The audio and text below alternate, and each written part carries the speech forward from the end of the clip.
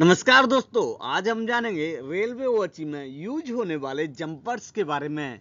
दोस्तों, जंपर्स को लेके हर एक एग्जाम में 1 से 2 क्वेश्चन एग्जाम में आते रहते हैं। यह आपको जंपर्स के बारे में पता रहना चाहिए, जिससे कि आप एग्जाम में अच्छे से रिप्लाई और अपने अच्छे मार्क्स प्राप्त कर सको।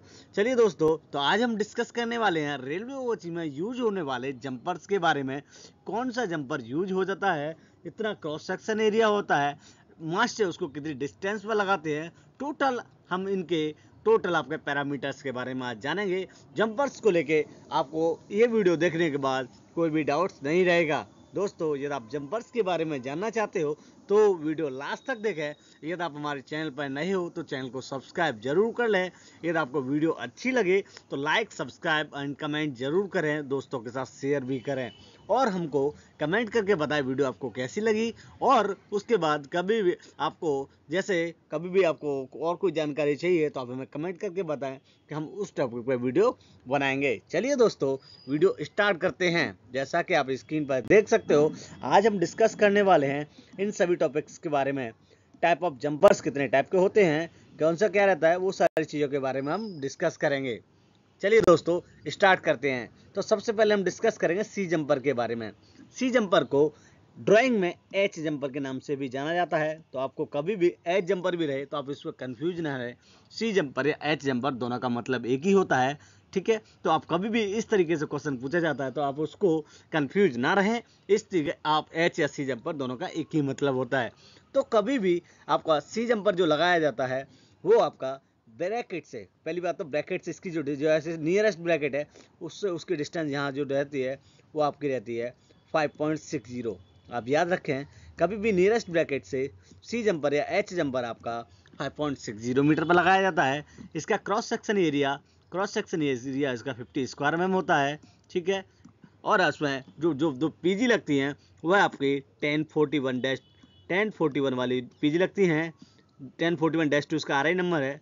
तो ये 2 पीजी लगती हैं इसमें, ठीक है। इसके अलावा आपका क्या रहता है, सी जंपर आपका नॉर्मल आपका जो कन्वेंशनल वो चाहिए वो है 350 मीटर की डिस्टेंस पर लगता है। एवरी 350 मीटर की डिस्टेंस पे पहला जैसे आपका एक शॉट रहा, मान लो 1000 मीटर की टेंशन लेंथ है, 1000 मीटर की टेंशन लेंथ आपका 1000 मीटर की है, ठीक है। तो क्या करेंगे हम, 1000 मीटर की टेंशन लेंथ है पूरी, ठीक है।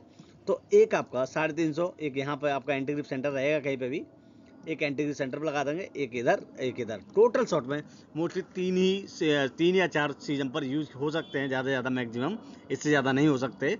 तो ठीक है, तो कभी भी आपको एवरी 350 मीटर पर एक सीजन पर लगता है, वो आपको पता रहना चाहिए। 2025 में एक अलग क्राइटेरिया है। तो 2025 के लिए हमने अलग वीडियो बनाया हुआ है, हम लिंक डिस्क्रिप्शन में दे देंगे। 2025 में क्या क्राइटेरिया था उससे टोटली सिस्टम चेंज है, तो उसके लिए अलग हमने वीडियो बनाया, वो अलग रहता है सिस्टम। तो यह केवल कन्वेंशनल वॉच के लिए है। तो दोस्तों, यहाँ पे आपका टोटल क्लियर हो गया। अब आपको रही बात आपको सी जंपर की, सी जंपर किस फेस किधर लगना चाहिए। अभी आपका फेस इधर रहेगा या इधर रहेगा, जैसे कभी तो यहाँ पे कभी कोई बोलेगा ऐसे रहेगा, ऐसा क्यों रहेगा, उसका कोई रीजन रहता है। तो दोस्तों, ये टेक्निकली आपको पता रहना चाहिए कि आपका ये फेस किधर की तरफ रहना चाहिए। तो दोस्तों, फेस कभी भी जिधर साइड से ट्रेन आएगी उधर की तरफ फेस रहता है। ट्रेन का मूवमेंट किधर से, तो ये वाला सीजन पर इधर लगा हुआ है, यहाँ देख सकते हो, यहाँ पर सीजन पर ऐसे लगा हुआ है, तो मतलब गाड़ी इधर से आएगी, गाड़ी इधर से आएगी। तो गाड़ी की दिशा के हिसाब से ये आपका सी जंपर लगाया जाता है। तो दोस्तों, यही रहता है सी जंपर का टोटल टेक्निकली पॉइंट्स। आपको सारे पॉइंट्स हमने कवर कर लिए हैं। इसके अलावा भी कोई पॉइंट्स रहा है तो आप हमें कमेंट करके बताएं, हम उसको भी एक्सप्लेन करने का प्रयास करेंगे। चलिए दोस्तों, इसका एक चीज़ मिस हुआ है यहाँ पर, सी जंपर की लेंथ, वो हम आगे वीडियो में कवर कर लेंगे। वैसे 1.60 रहती है, 1.60 मीटर, वो आगे वीडियो में कवर करेंगे इसकी लेंथ, ठीक है। चलिए दोस्तों, अब आपका एफ जंपर कहाँ लगता है। पहली बात, एफ जंपर आपका IOL ओवरलैप में लगता है। पहली बात, एक क्वेश्चन बनता है एफ जंपर, ठीक है। आपका IOL मतलब इंसुलेटेड ओवरलैप बोलते हैं, इसका फुल फॉर्म है, ठीक है। इंसुलेटेड ओवरलैप में ये आपका जंपर लगता है। क्रॉस सेक्शन एरिया इसका 50 स्क्वायर mm का रहता है, ठीक है। पीजी इसमें 3 लगती हैं, जैसा आप स्क्रीन पर देख सकते हो, इसका ये शेप रहता है। तो ठीक है, तो इसमें भी 1041-2 वाली पीजी लगती हैं, ठीक है। ये भी आपको पता रहना चाहिए, ठीक। ये सारी चीज़ें रहती है इसमें। 50 स्क्वायर mm का रहता है, 50 स्क्वायर बता ही दिया आपको। तो ये सारी डायरी रहता है। कितने डिस्टेंस पे लगता है वो हम आगे डिस्कस करेंगे, कितने डिस्टेंस पे लगता है ये। तो कभी भी IOL में लगता है, इतना ध्यान रखें, एफ जंपर जिसे बोला जाता है, ठीक है। ड्राइंग में इसको PH जंपर के नाम से दर्शाया जाता है। तो आप इसको पोटेंशियल इक्विवेलेंट जंपर बोलते हैं, तो आप इसको ध्यान रखें। यह कभी भी PH के नाम से भी ड्राइंग में शो कराया जा सकता है, कंफ्यूज ना रहे। कभी क्वेश्चन में भी PF के नाम से आ सकता है, ठीक है दोस्तों। चलिए आगे की ओर बढ़ते हैं। ये आपका G जंपर है, ये इसको G जंपर। तो G जंपर अनइंसुलेटेड ओवरलैप में लगता है, UIOL बोलते हैं। तो G जंपर आपका UIOL में लगता है, ठीक है। इसका शेप इस तरीके से रहता है। इसमें 1031-2 वाली PG लगती हैं, 8 नंबर टोटल लगती हैं, ठीक है। आपको याद रहना चाहिए, ठीक है। टोटल G जंपर की जो लेंथ रहती है वो आपकी रहती है 3.80 मीटर, ठीक है। ब्रैकेट से इसको, ब्रैकेट जो नियरेस्ट ब्रैकेट है जो भी है डबल ब्रैकेट, वहाँ से आपको आपका कितना 5.60 पे लगाते हैं इसको लेंथ, ठीक है। तो ये सारी चीज़ें क्राइटेरिया रहते हैं G जंपर के, आपको पता रहना चाहिए। केवल UIOL में लगता है, टर्न आउट क्रॉसओवर्स पर वगैरह पर लगता है। ये सारी चीज़ें एवरी टर्न आउट में जहाँ कनेक्टिविटी रहेगी, कनेक्टिविटी एक शॉट को दूसरे शॉट को कनेक्ट करने के लिए आपको शॉर्ट G जंपर का उपयोग किया जाता है। तो ये आपको पता रहना चाहिए G जंपर का। चलिए दोस्तों आगे चलते हैं। तो जैसा कि आप हमने कुछ जंपर्स के बारे में बताया है, तो यहाँ पे आप देख सकते हो। आगे की ओर चलते हैं, ठीक है। आगे की ओर क्या है, ठीक है, ये जंपर्स के बारे में दिया है, आप पढ़ सकते हो क्या सारी चीज़ें, ठीक है। ये आपके PG क्लैंप है। आपके PG क्लैंप अलग अलग PG क्लैंप है, फीडर वायर के लिए जो दी गई है क्लैंप, कुछ अलग अलग वायर्स के लिए, तो हम आपको एक्सप्लेन करेंगे। ये PG क्लैंप उनके RE नंबर है, आप नोट कर लें। जो फीडर वायर में लगती है वो वाली PG क्लैंप है, ठीक है। यहाँ देखिए टाइप एंड यूजेज। देखिए आपका एक तो फीडर जंपर है, फीडर लगाया जाता है, हम मार्क कर देते हैं। एक फीडर जंपर है, दूसरा आपका G जंपर है, एंटी थेफ्ट जंपर है, F जंपर है, H जंपर है, जो आपका C जंपर बोलते हैं उसे, ठीक है, एल्यूमिनियम। तो इन सब के बारे में 25 kV में ये सारे जंपर्स यूज किए जाते हैं, याद रख लें। 25 kV में ये 6 जंपर हैं, इनके बारे में आप याद रख लें। ये सारे को जंपर्स ही लगते हैं जिसकी 25 kV AC ट्रैक्शन में, और इसका 50 हर्ट्ज़ की इसकी स्पीड रहती है। तो ये कभी भी आपको 50 हर्ट्ज़ आपको पता रहना चाहिए। कभी भी क्वेश्चन आ सकता है 25 kV में कितनी आवृत्ति रहती है, तो आपको 50 HZ हर्ट्ज़ बोल सकते हो आप। तो ये क्वेश्चन भी कभी भी एग्जाम में आ सकता है, और आपका 25 kV AC ट्रैक्शन रहता है। तो ये सारी चीज़ें आपको पता रहना चाहिए। चलिए दोस्तों आगे डिस्कस कर लेते हैं। तो आपका देखिए टाइप ऑफ जंपर्स, ये आपका दिया हुआ है, आप यहाँ पर देख सकते हैं, हम मार्क कर देंगे आपको एक एक करके, ठीक है। तो यहाँ आपका देखिए ये आपका कॉन्टैक्ट वायर है, ठीक है। यहाँ देखिए ये कैटनरी वायर है, अब देखिए कैटनरी, ये कॉन्टैक्ट, और यहाँ पर आपका C जंपर लगा हुआ है। देखना आप, ये C जंपर लगा हुआ है, तो ये C जंपर है। तो डायरेक्शन ऑफ द ट्रैफिक देखिए आपका दिया हुआ है, direction of the track jumpers 50 और 50 या 50-60 50 यूज करते हैं for OHE and span jumpers. तो यहाँ पर दिया हुआ है, मतलब डायरेक्ट ट्रैफिक जिधर से आ रहा है C जंपर वहीं लगता है, उसका शेप ये रहता है, ठीक है। ये आपको पता रहना चाहिए। चलिए दोस्तों आगे जानते हैं। स्मॉल आपका 4 इंसुलेटर IOL के लिए जो आपका F जंपर यूज करते हैं वो वाला जंपर है, ये वाला। तो ठीक है, तो आपका कैसे लगाते हैं, देखो इस शेप में लगाते हैं आपको, एक आप कैंडिडेट फिर एक कॉन्टैक्ट में। तो इस तरह से F जंपर IOL में लगता है। तो ये कनेक्टिविटी F जंपर की है, ठीक है। ये F जंपर ये भी सेम उसी का है, सेम, ठीक है। ये डायरेक्शन ट्रैफिक, ये भी ट्रैफिक के ऊपर होता है, जिधर से ट्रैफिक रहता है उधर की तरफ लगता है ये भी, ठीक है। तो ये सारे जंपर्स हैं, ठीक है, ये आपको बता ही दिया है कैसे क्या रहता है, ठीक है। अभी ये हम जान लेते हैं। ये आपका F जंपर का शेप ये रहता है, आपको पता रहना चाहिए। इस वाले जंपर का शेप रहता है, इस सारे जंपर्स का शेप है, तो ये आपको पता रहना चाहिए। ये आपका G जंपर है, G जंपर, ये आपका G जंपर है। G जंपर का शेप इस तरीके से रहता है, इसके PG इतनी की लगती हैं, और इसका ये टोटल ये रहता है। सारी चीज़ आपको पता रहना चाहिए, ठीक है।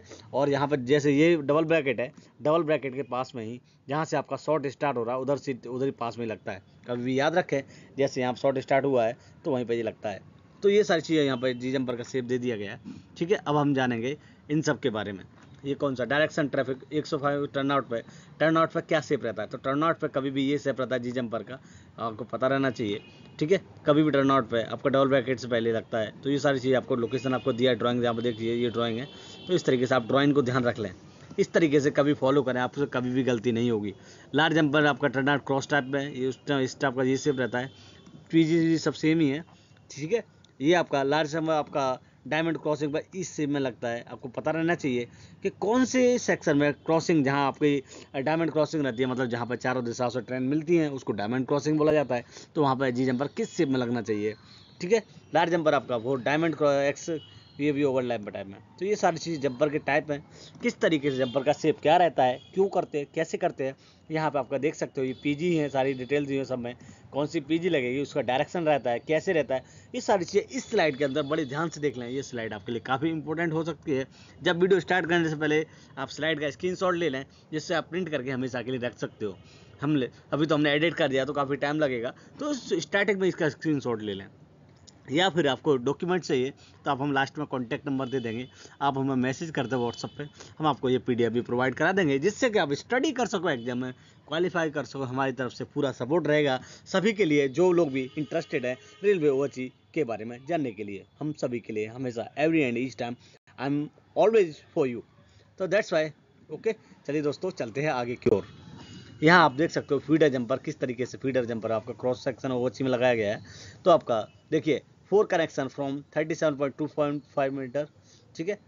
150 स्क्वायर एम का रहता है जो आपका क्रॉस फीडर जहाँ पर भी लगाया जाता है, यहाँ पर कनेक्शन दिया गया है तो 150 स्क्वायर एम का है, ठीक है। हार्ड ड्रॉन कॉपर का बना हुआ होता है, ठीक है ना।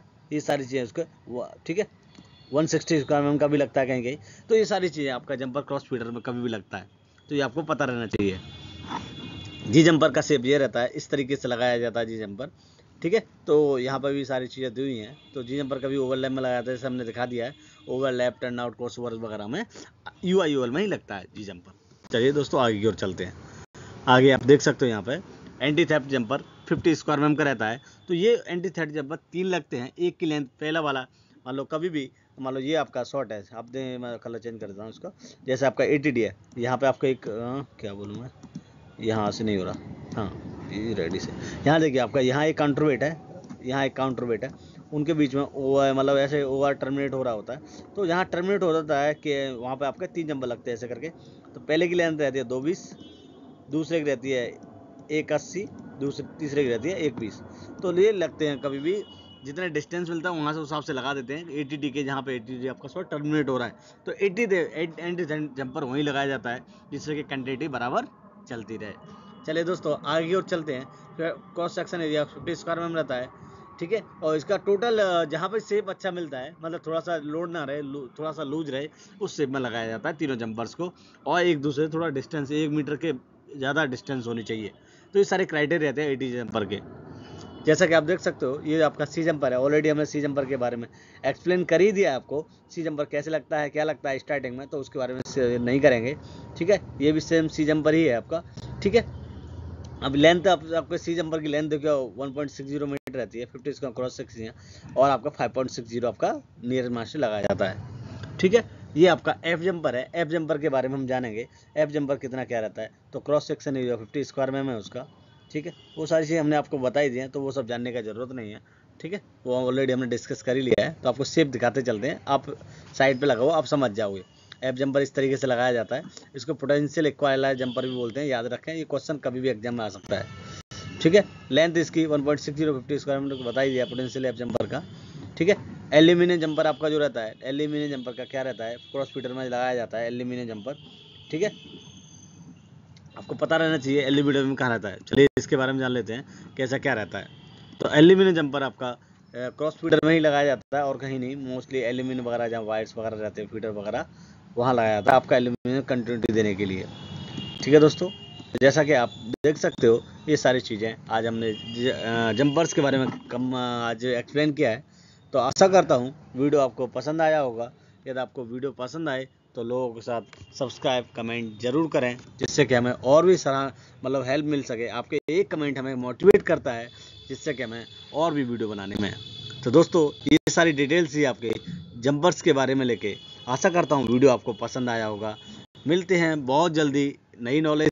यदि आप इस डॉक्यूमेंट का हमारा पीपीटी बनाया हुआ है वो आपको चाहिए तो आप हमारे कॉन्टैक्ट व्हाट्सअप नंबर पर मैसेज कर सकते हो। कॉन्टैक्ट नंबर है हमारा 9667969503। तो दोस्तों ये हमारा कॉन्टैक्ट नंबर है, तो आप हमारे कॉन्टैक्ट नंबर पे लिख देते हैं आपको 9667969503। ये हमारा कॉन्टैक्ट नंबर है, आप इस पर मैसेज कर सकते हो, हम आपको इस चीज़ का PPT प्रोवाइड करा देंगे, जिससे आप प्रिंट करके हमेशा के लिए स्टडी करने के लिए रख सकते हो। चलिए दोस्तों, मिलते हैं बहुत जल्दी एक नई नॉलेज, एक नई जानकारी के साथ एक नए दिन। चलिए दोस्तों, thank you so much for watching the video till and. Thank you so much. ये हमारा कॉन्टैक्ट नंबर है। मिलते हैं बहुत जल्दी। Thank you so much.